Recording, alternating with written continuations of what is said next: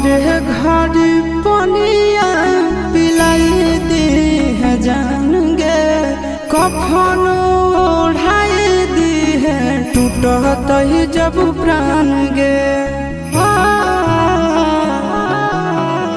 मोरे घर पनिया पिलाई दी है जान गे, कफन ओढ़ाई दी है टूटत ही जब प्राण गे।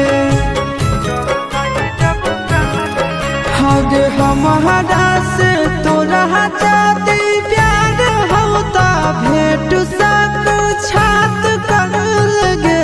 हगे सोनाया रावा हो भरती पाटनवा में आके मुलाकात कर लगे। हगे सोनाया रावा हो भर